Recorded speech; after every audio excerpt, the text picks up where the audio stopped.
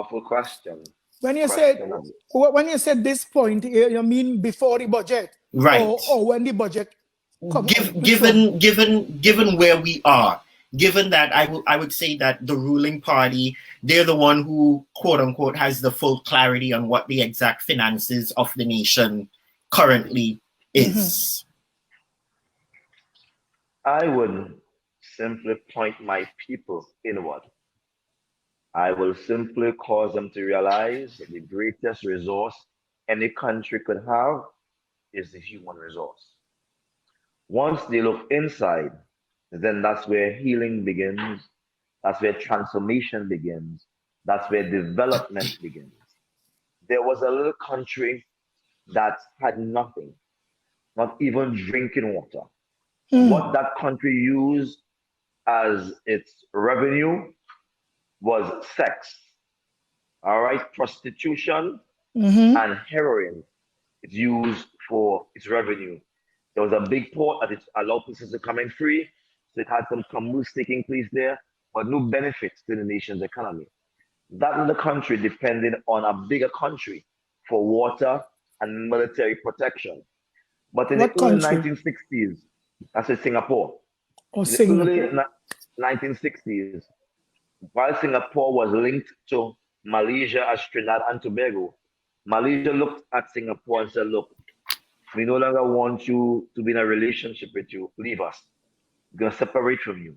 The then Prime Minister, who came to power just around the same time as Dr. Eric Williams, cried openly in front of the TV. He was in despair. He did not know what to do.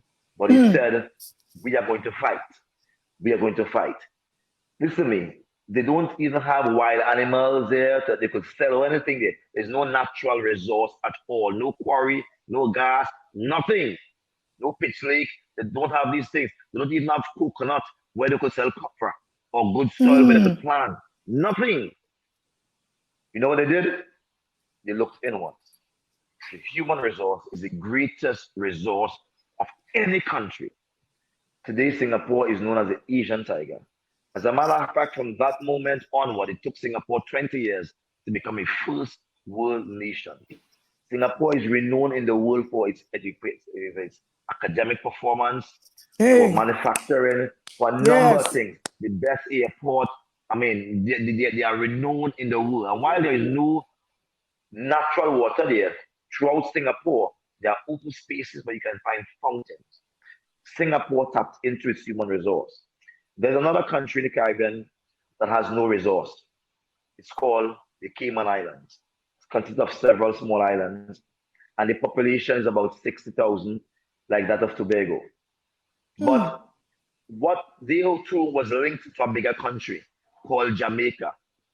When Jamaica looked for independence, the Cayman Islands said, look, we don't want no independence with you. We'll stay under the British. Today, Cayman Islands dollar is 83, 86 cents to one US. They have over 10,000 businesses registered there. All right. Wow. They are making money from banking. They create their own laws. All right. It is not as beautiful as Tobago, but they have way more tourists coming to it than Tobago. I want to say to you, Wow. the greatest resource for any country is the human resource. And whenever you feel your human resource is being depleted, you make a call to the diaspora, wherever they are. You make a call for them to come back home and help build the country. That is what will create that type of economic that growth that we're looking for. We need to bring our diaspora home and let them develop our country. It's not in oil, it's not in gas, it's not just that. It's the people.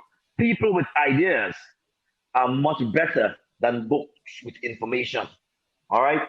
You need people with ideas who believe in a country Hallelujah. to transform the country. And that's where we need to start. That's my first thing I would say to me, my people. All right? Let's have a think tank. Let's come together. Let's put our thoughts together. Instead of having meetings with the prime minister for just, it's like a soap opera. When I have these town meetings with prime ministers, that's a soap opera, a soapbox, entertainment. You have real meetings where you send your people out, your advisors, different people out, and you put people in the groups.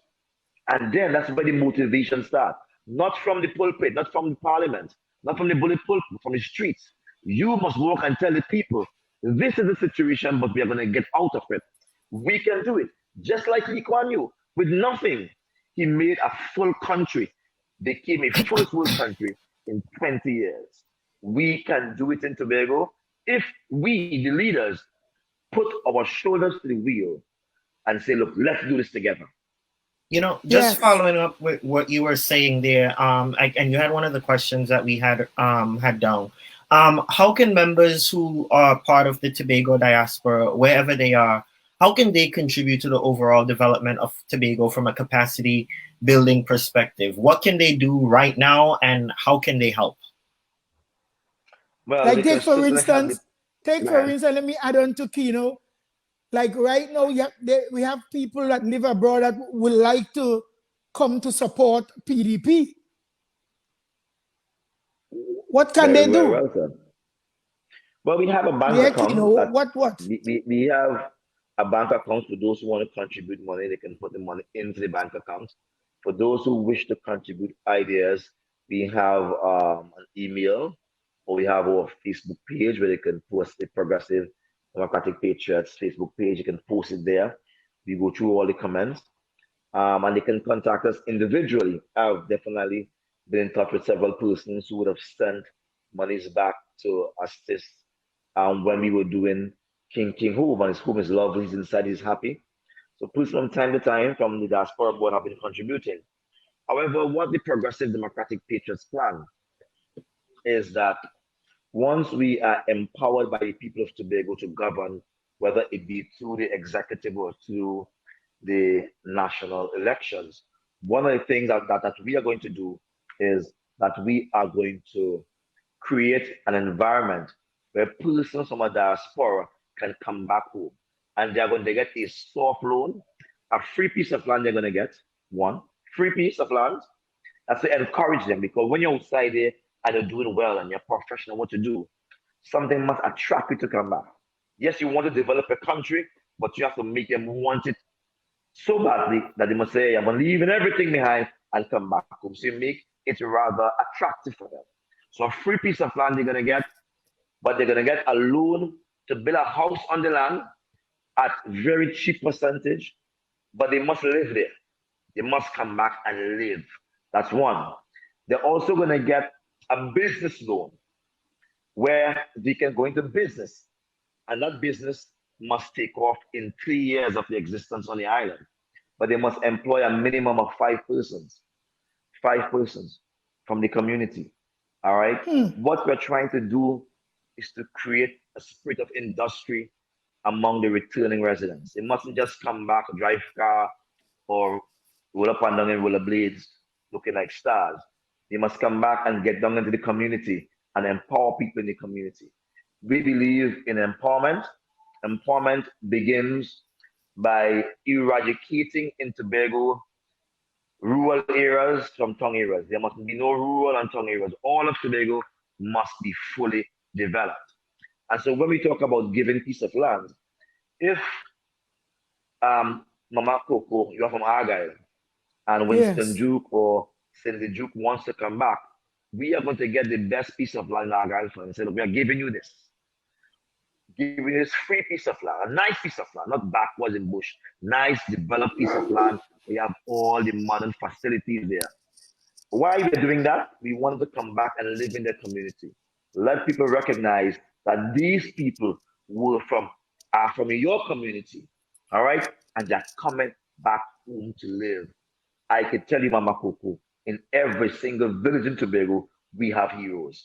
In every single village, there are persons who have gone abroad and are doing well. And if we want to motivate people, if we want to motivate people, it's not good enough to just have guidance counselors in the school. That's 8 hours. We must have these persons come back into society and become the real community leaders.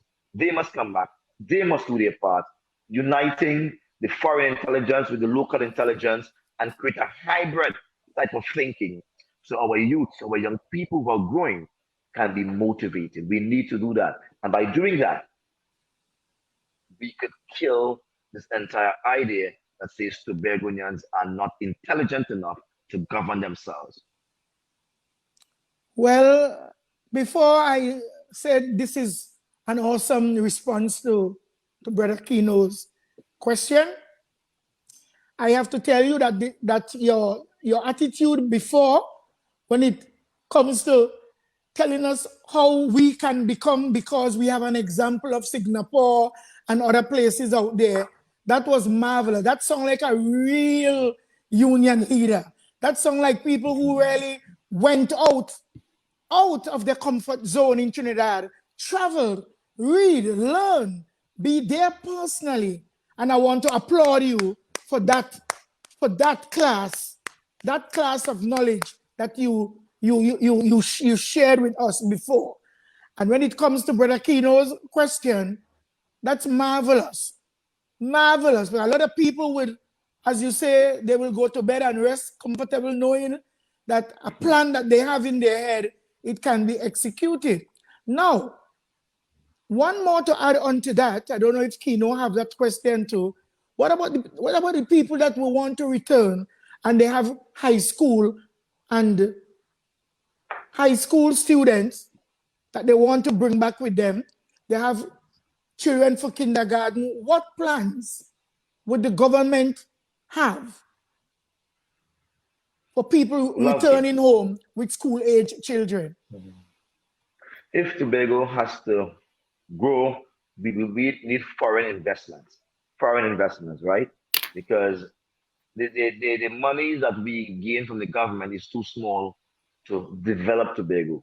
So you need persons with foreign capital to come in. Once persons are coming from foreign, you will need to create a whole line of foreign institutions to support foreign investments. You'll need foreign banks. Yeah. Yes. You will also need foreign schools. And you will need foreign hotels because people are accustomed to particular tastes. So you have to cater for those persons specially. Yes. And by so doing, the schools and the universities would come. That's what foreign investment. They come, they bring everything. Let's look at another example. When Shell came here to Trinidad, what Shell did, everybody in Point 14 got free gas. The gas was wired straight to your home. Yeah. They brought the gas straight to your home. They were the ones who built up the Point 14 hospital. And they built houses down there for the people. Yeah, they did that. So these are what foreign investment does. When they come into your country, they do not just develop a program for business, they develop a program for the community. It's part of their social responsibility. And this is why it's important for us to ensure that foreigners who are coming to Trinidad and Tobago can gain citizenship quite easy. Right now, there are persons who are coming here and they cannot gain citizenship. They want to invest, they want to own land, but they can't own land because someone in Trinidad has to decide if they want this man to own land or not own land. These things belong to Tobago, and Tobago must make that own decision that yes, you can own land, and if you spend X amount of money, you can become a citizen, and so therefore we can have that foreign investment and foreign participation, and thus the schools will come, the universities will come, and it will not be difficult for someone to bring the entire family down, regardless of their state in life, and fall right into a system that's prepared for it. Do you know how many people own, do you know how many foreigners own houses like down by the plantation and all these places? I can't say because foreigners used to be people who were light skinned and blonde hair, but they're Trinidad whites also who own a lot of these things.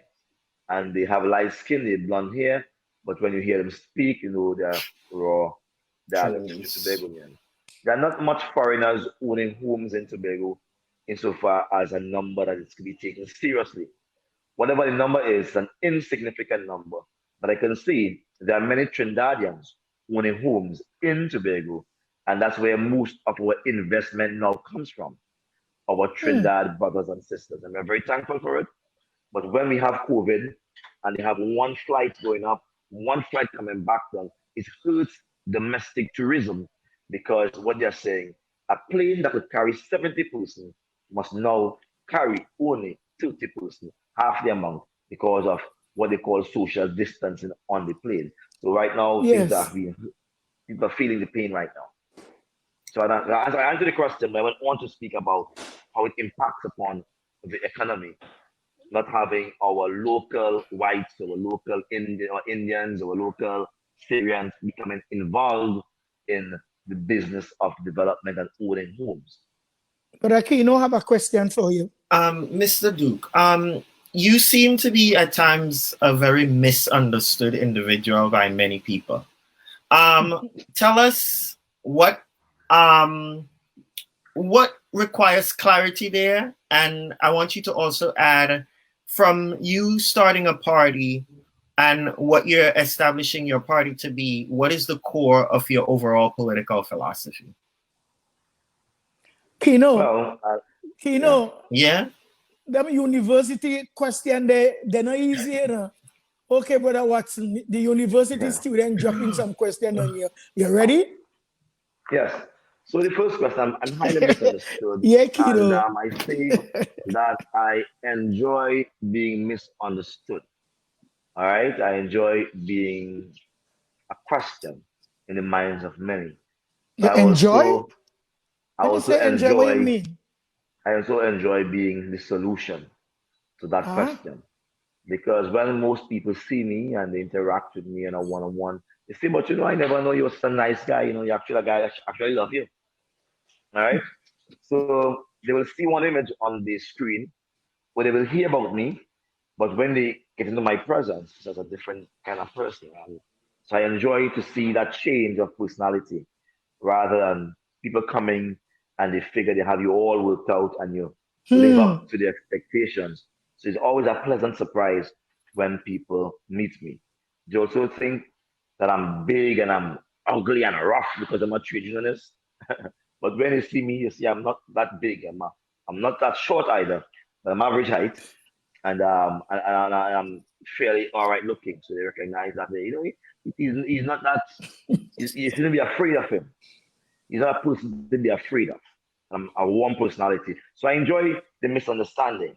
All right. So, And so yeah, go so, ahead. so you know, when we young, there was a quote, Mary, Mary, quite contrary. Quite contrary. How does your garden grow? With Yeah. silver bells and cockle shells and some simple maidens in a row. So you are Mary, Mary, quite contrary. But so people want to know how your garden growing. Well, tell us. We waiting. Well, the success, and I believe that's question is the success. The success of Watson Juke is rooted in my blood. You know, it's rather intuitive and innate that I'm not one to settle for mediocrity.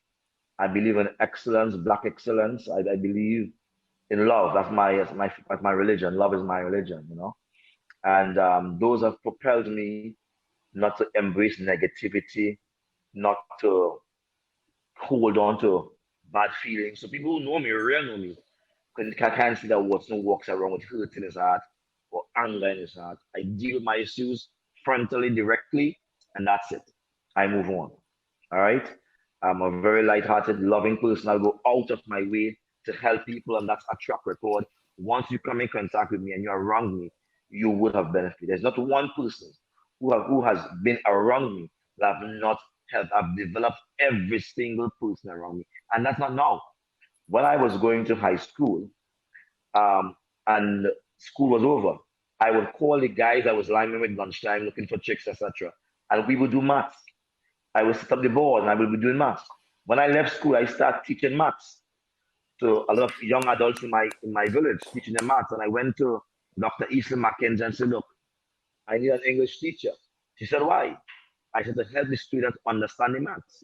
I said, "Ah, she always remember that. Why are you asking for an English teacher to help the children understand math?" And she said, "But you were right, because math is more understanding than execution. You must first understand the problem before you attack it. So that And love for people has always been within me.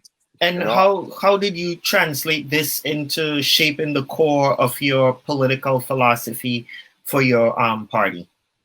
lovely. So I'm saying the love for people has always been within me. You know, I will go to the ants nest, at a place where people used to take drugs, cut up their cooking, whatever. And I will try to take the guys and pray with them, you know, try to tell them, hey, there's a better way. And during my time, I've seen people transform from the ants nest, come out of the ants nest. I would always be on a mission helping someone, always trying to do something for someone. And that is what has driven me to get into the union. My desire to help people. I felt that workers need to have a voice, someone to articulate their issues, someone who was willing to go the distance so that they could at least have a little more comfort, a little more success. And I was motivated by love for the people. Then when I looked at Tobago and I recognized there was no voice for a particular period, I recognized this is not good enough. I mean, when the PNM spoke, they heard the echo of their own voice and they were dumbfounded. They said, but look, people are answering us. Because when they say yes, they hear S, S, S, S, S. And it was the echo they felt was, and then I decided I need to break that stronghold on Tobago. And so we formulate a party again, Love for the People, called the Progressive Democratic Patriots, of which Assemblyman Farley and Council Dr. Phoebe Israel, and many more people, Dr. Ned, and many other young persons have become part of that. And we were able to shake the foundations of politics. And people are now catching on to us because the real essence of politics is longevity. You can't be in it for the short run. Short You run, have to be that's in it right. for a long time. And that's when people are going to develop a certain level of confidence in your product. And they're going to be things like reliability be built into your product. You just can't say, all right, I'm here for 5-5, and if it doesn't work, I'm going to leave. So people now No, recognize that we have dug our toes in and we have squared our shoulders, we have clenched our fists, and we are ready for the fight. Win, lose, or draw, we are going. So you're that going. is our philosophy. Love for people, Consist and we are here to consistency. stay. Those two things, love for Consistency. people, and we're here to stay. We're not moving. So before we move further on, because I know Keino have, he has more questions to ask. But I want And to I could ask spend all you, night. yes, which Watson Duke came out to respond to the ladies the week before you face your challengers at the poll? And do you think it was the best move to make I'm going to be the controversial weekend here, but before? I'm going to be controversial here, but I'm going to be truthful. It was the best response to make, and I had to Two make that days, response. 2 days before Yes, your I had to make that election? response. I had to make that response. Election is a civil war, but it's more a war without guns, without death, and that type of stuff. Words, But words, words, people words. could kill your reputation and they could damage you beyond repair. And if you do not intervene and block certain things, it could destroy you. There's something that is called a curse and something called a cuss. A cuss is mere words. That's a cuss.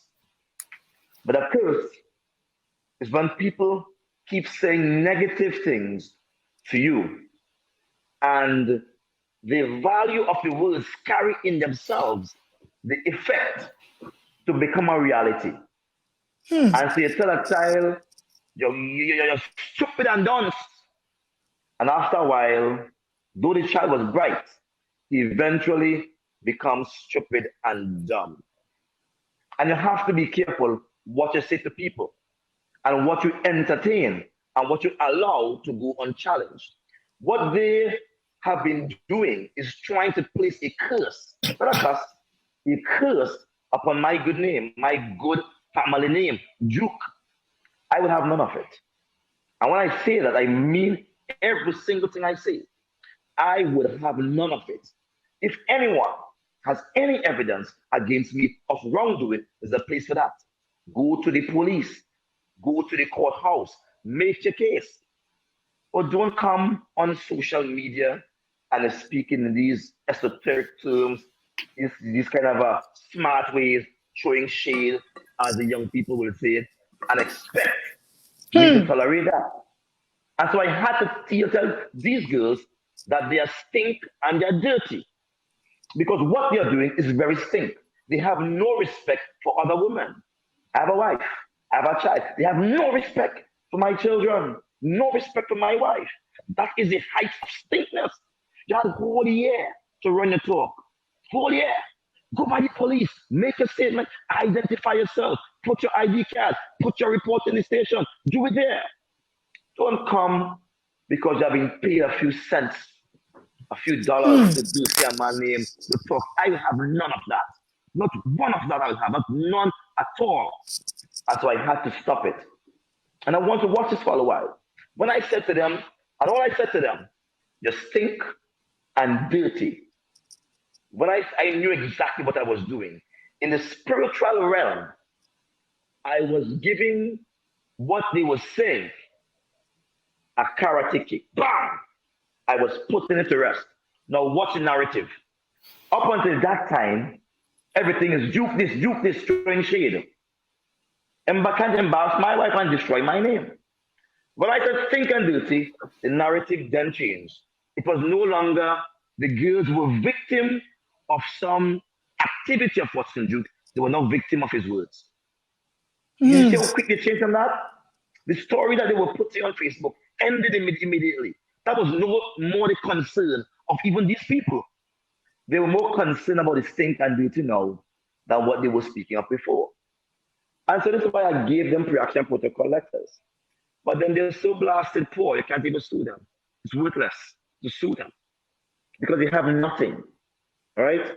They have nothing. They don't even have a house, a partner, a stick. What are you going to sue them for? If you sue them, you will just be garnishing their salaries. And it doesn't even make sense to do that, all right?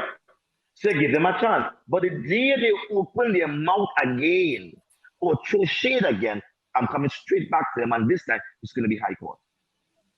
I had to do it. Wow. I had to do it. I had to break that curse. So, Brother Duke, seeing that we get to this point, do you think that had any part to play with your loss? No, has no part to play. That is really folly to the highest class. People are saying that that caused us to lose the elections. No. Real voters are voters who will commit to vote for a philosophy that the party espouses. All right? And that philosophy goes beyond a moment. It goes beyond mere words. It's a consistent doctrine that the party would have been putting over for weeks. And I think you can you just make it a little bit clearer to some folks who are listening and commenting on the live? What exactly is that philosophy? Because I think they need to hear it for themselves. Okay. The PDP philosophy is that Tobago must move from the position of submissiveness to Trinidad to being an equal partner with Trinidad. Not total independence, but we must have the independence of our own thought. We must begin to think for ourselves. We must begin to develop our own economy based on the way we see it. We must begin to have our own laws to govern our own selves. Because what is happening right now, Trinidad is making laws for us. We in Tobago made a budget quite June. The budget was $5 billion. But that is nothing compared to the budget that is going to be being read on Monday coming. That's the real budget. And in that budget, they will see what they're giving to us. And whatever they give to us, the PNM in Tobago will look to their handlers in Trinidad and say to them, we are satisfied with what you're giving to us. And they come back to Tobago with their $2 billion. Though they ask for $5, they're going to get about $2 billion. And they say now, this is enough to run the country. And Mr. Duke, why is this not okay? One sec. Instead of coming to the country and say, we will do a new budget for this $2 billion, and we will show you exactly how we're going to run the country with $2 billion. They do not ever do that. They get the money and they run the country as if they have $5 billion, and we still do not see any kind of development. And can you explain why that's not okay? But it's not okay because real development is based on a vision, all right? A vision, as we talk about Vision 2020, Vision 2030, Vision 5050, it's based on a vision. And that vision is going to first find its place in your manifesto, on the campaign hustling, in your mandate. And then when you win, you will then convert that into policy. Once you convert that into a policy, your budget is then based on implementing that policy in segments, incrementally. Now, if you have a budget for $5 billion, they must tell us which part of the plan they are going to work on.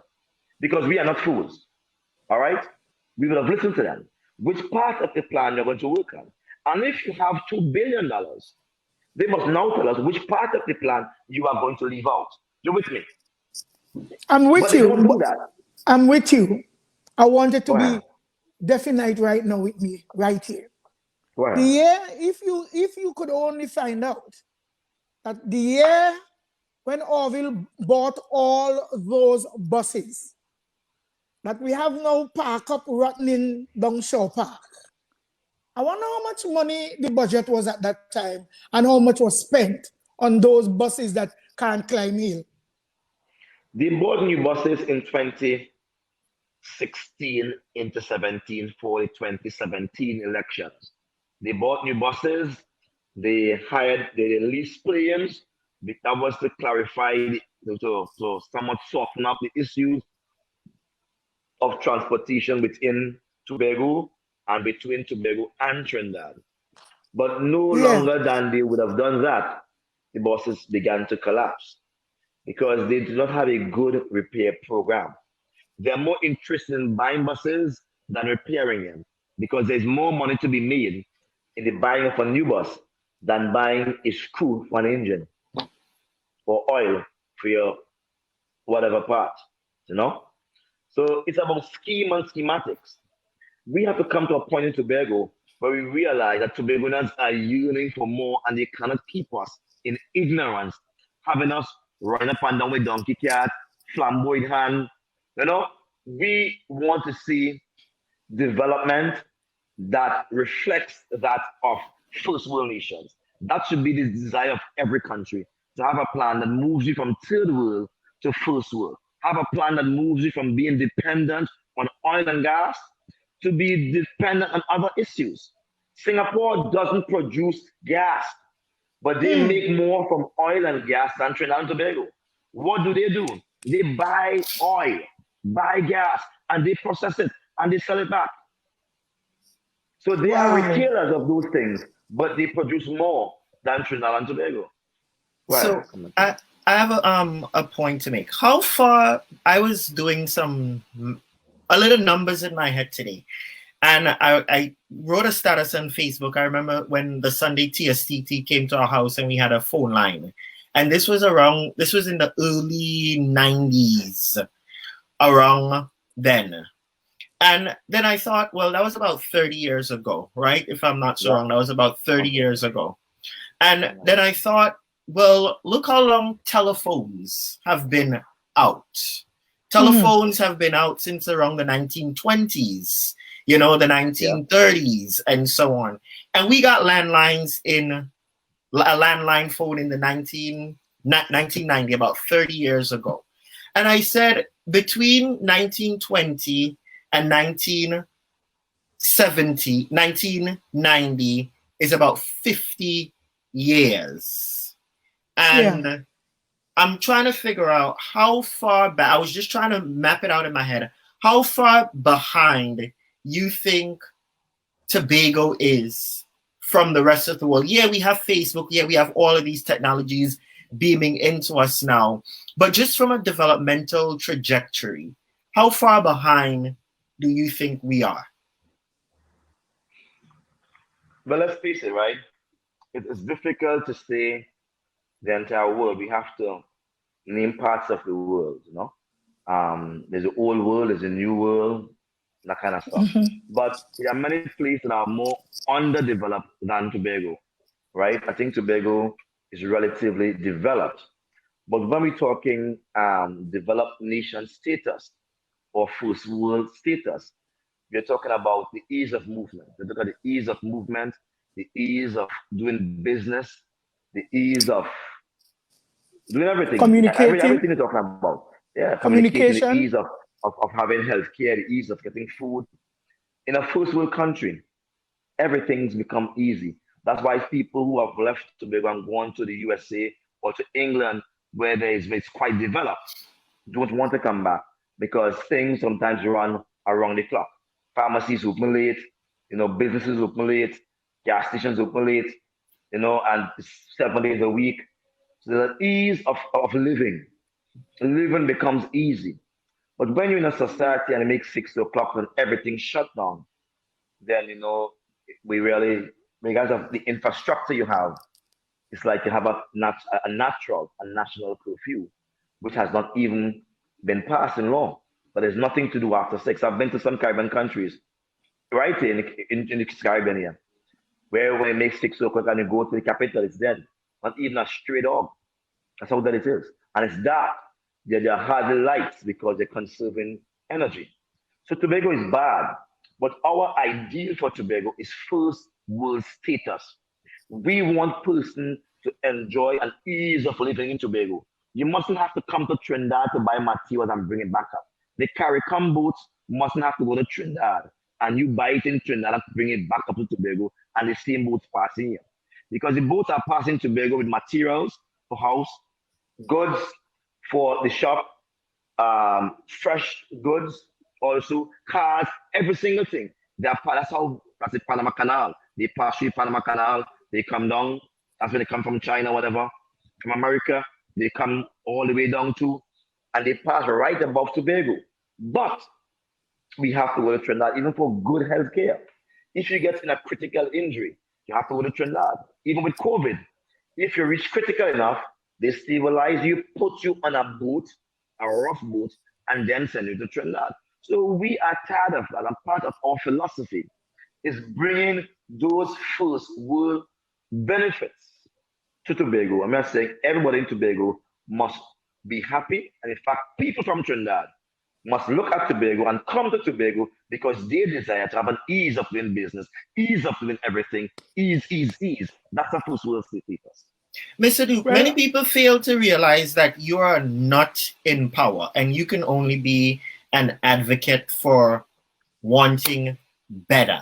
What should the government be doing that they're currently not doing? And it seems as though people have that expectation of you. Well, you make a nice statement that I'm not informed. People think I should be doing things that only a government empowered should to do. put Let you me in say to power. you this, all right? I am not empowered, but I am empowered. There's a difference. I am not in power, but I am empowered.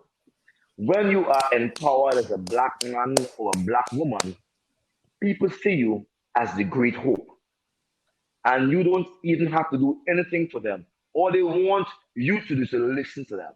That's the most important thing you could do for your constituency. Listen to them and always give them hope. Once you're able to maintain that hope, you would have done your job. You know what I'm saying to you? Don't, for instance, people come to me and they may want money to do something. I can't give them all the money, but I'm going to give them something. Even if it's $100, give them something. They want a computer, but you can't afford that. You could give them a phone with a kind of an interface. Give them that. They appreciate it. So you don't have to do everything. They may want a roof fixed. So they give 2 sheets of galvanized, they appreciate it. People are looking for leaders that are empowered, not necessarily leaders who are in power. We have leaders who are in power, but as Mama Coco would say, they are not empowered. Forward. So No, they're therefore, that not. was Gary case. They are really dum-dums and Yes. hush puppies. That's all they can Yes. do. They have to follow and wait for a cue because they're not empowered to act. Tobagonians need to see politicians who are empowered to act on their behalf, whose words are Amen. their bonds and their efforts are resolute.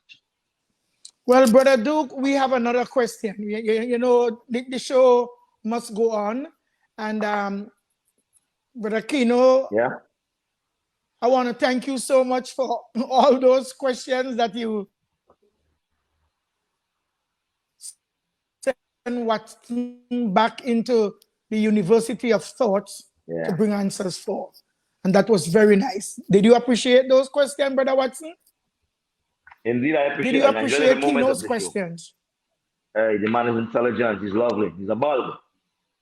He's from Charleville, right? Charleville, Yes. Yeah, from Charleville. Yeah, from Charleville. Yeah, man. Good people come Yeah, from Charleville, wise man. men Right came people from the from east. country. Wise men Country came people, from the man. east. Let us give Country people. yes. I And would love remember, some people too. The people in the West do are you know very his brilliant mother? also too. Do you know his mother, Dr. Cedra Baird? You're supposed to know Cedra. I've heard the Cedra name. I've never Lewis. interacted You never with her, but I interacted with think I know her. her. I think I know the name. Yeah. He has a very Yes. familiar face. If I'm to look at his face, I will see his mother indeed. I think I know her. That's right. His mother and his grandmother and grandfather. He looked like everybody. And plus he has his own name because he's a bear. So we have another question here for you. Yeah. Brother Watson, I where have is just your about 5 minutes on my power on my phone. You have 5 minutes? No, 5% of power on my phone. Oh well then you should have power it up because Well, Keino not a slight guy, you know. I try my best. I try my best. Keino not a slight guy. When Keino on board. Whenever it's cut, it's cut. Let's go. Okay. Where is wasteful spending happening in Tobago and Trinidad by extension? Where? In what ministry, in what secretarial post, I want to where? just say, in all ministries and on all attempts, money are being wasted. Corruption because they are more concerned about following the maybe just give me 1 second. Let me see if I can grab my charger. I'll come back there. So Keino, we have people writing up comments here. Can you call the name and say something? Sure. Let me see some of the comments. If the producer can throw up some of the comments first, that would be great. Okay. Colwyn Chris Perry. Great Keino Sledge. Bien. You are giving Mr. Duke the opportunity, yes, to gather support and to rebuild the party. Some people are not seeing that. Interesting comment. Empowerment of the people. Well, you have to call the name. Mr. Baird always feels Joanne Cummings. Mr. Baird always makes me feel like I'm in a classroom. Thank you, sir. I'm a teacher, so so you are literally in his class. Yeah, I'm a teacher. I can't apologize about that. Compliment yourself. Tap on the back. Yes. So see what your mom is saying here, son. Mom wants him to grab the charger, so we're going down to the wire. You get your phone there charged, Mr. Duke? Yeah. Yes, he bringing the charger. Yes. Very good. I'm ready. Okay, so the question was, where's wasteful spending happening in Tobago and Trinidad by extension? Make sure you mention corruption too, because a lot of people stealing money. Yeah. Right. So I'm saying that a lot of that wasteful spending takes place in different areas of government ministry. Straighten your body. Straighten your body, Mr. Yeah, Duke. I'm trying to get this thing set up right there. All right, good. That's it. Right, we can put it in a higher level here, like this. I think it's better right there. This level. Yeah. All right. This is good right here. Still feel that. All right. Good. We can work with this? Yeah, we're Yeah. working with that. We're working with that right All right, now. good. All right, so I will say that a lot of it happens in every ministry. Social services, they will waste money by buying excess goods for homes for the age and all these people as this, and there's no tracking of the money. All right. If it is in the public utilities, they waste the money in buying substandard materials or paying for equipment that never show up. You know, it's just skullduggery all over the place. There's no one thing. If it's infrastructure, they pay more for a building that should cost less.